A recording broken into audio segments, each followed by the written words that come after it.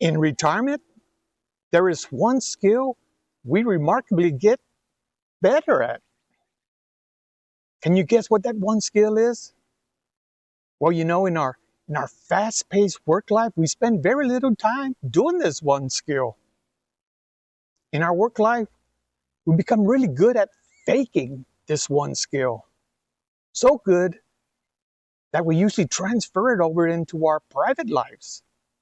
And we use it when we engage with our spouse, with our kids, and others. And they usually suffer because of it. And in this video, I'm going to explain why retirees in retirement become excellent in this one skill. Now watch the video, watch the whole video, and let me know if you can relate to what I'm talking about. So let's get into it. Man, it's hot out there. Let's go have a seat.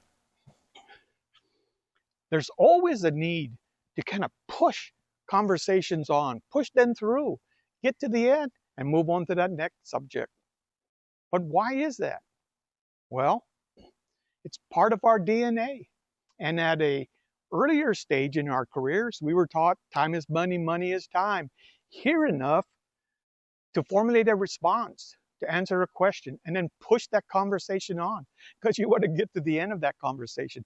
I don't know how many times my boss would say, Robert, you're talking too long to that person. Yeah, really? I never got that. But the problem is that in that formula, we spend so much time formulating a response that we miss the majority of the conversation. We don't hear everything. We're thinking in our minds, how am I going to respond? What am I going to say? And then what happens, you do that long enough, that begins the way in which you respond to other people, not just at work, but now it's in your home life. Your spouse, your kids, your friends, your mom, dad, you name it. And that's never good. So in the rush of our working years, listening has always become transactional. Let me know if you can relate to this. And so when somebody came into my office, I was usually multitasking, unless it was my boss. And then they had my full attention. But anybody else, yeah, I was multitasking. You had the computer right in front of you, multiple monitors. You had emails up, spreadsheets, calendar, text going off and on. It was hard to keep track of that conversation, and rarely would you shut all of that down. And so the biggest focus when somebody came in and they started talking, I was formulating of what I was going to say, how I was going to respond. And because I spent so much time doing that, again, I missed out on so much of that conversation. Now, if I was on the other side, yeah, I'd get real mad because I'd sit there and I'd say, you know what? I went to see my boss and I was having that conversation, and yeah, I felt real disrespected because they weren't even paying attention to me. They weren't even listening to me. They were staring at their computer, typing here, typing there. Meanwhile, I was saying, yeah, I got it. Yeah, that's never good.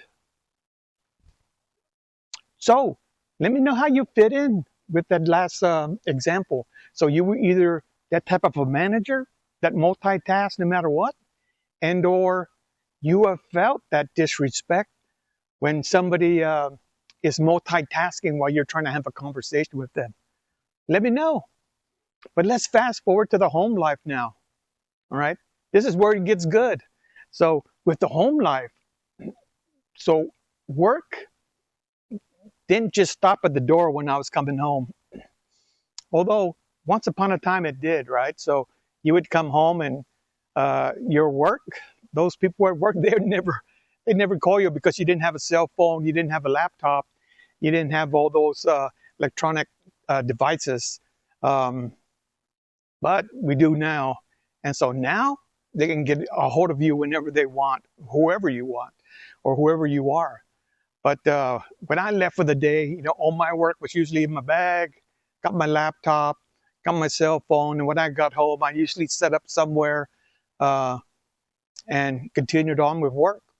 And if my wife wanted to have a conversation, I would half-heartedly listen in and have that conversation. And I'd usually say, yeah, babe, you know what? Whatever you want, whatever you think is best for us. And I'm sure she used that. She used that to her own advantage, but that's okay. But then I usually refocus and start focusing on my work again. And then if my kids, and I got 2 kids, right? I had 2 kids, and if they wanted to show me something or have a conversation with me, I'd look at what they wanted to show me, and I'd say, oh man, that is awesome. Then I would refocus and continue on working. Yeah. Father of the Year, I was not. So in retirement, our pace does slow down, and all those priorities that were tugging at your time, eating away at it, well, they all disappear. And now, the only person that wants to talk to you or be around you is yourself, and maybe a pet, if you have one. So is it too late? Is it too late to build those fractured relationships that you have with your spouse or your kids? Or maybe it's somebody else. Only if you're able to learn what active listening is all about. That's the key. And since the pace has slowed down and your priorities have kind of shifted, as long as you understand what really matters, and usually at this time in our lives when we're retired, we get it, we figure it out. We begin to know what really matters in life. And it's not work. Work is not where we should be pouring in 100% of our time. We know the answer. And so, if you know the answer, then there is hope. But in retirement, I find now I have the patience, right? I got the patience to engage with both my spouse and my kids, especially my kids when they call home, or we call them.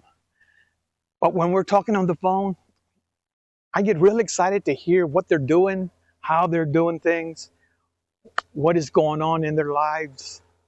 And I could tell that they're excited just to tell me the things that are happening to them. And that makes it for a great conversation. Well, a lot of times I'm just listening to what they are saying and engaging that way, because I think that's really what they miss. But that's part of active listening.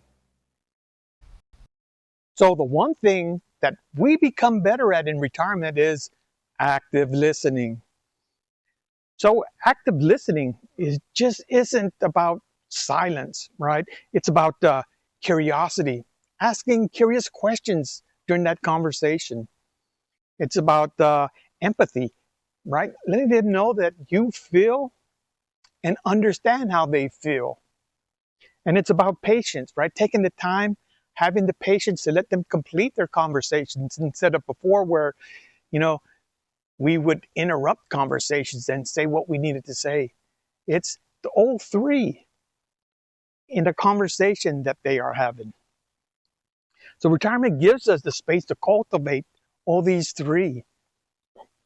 So maybe the greatest gift of retirement isn't just time, but it's the wisdom to use time to connect, to understand, and to learn. This is Chandler's Retirement Live saying, lights out.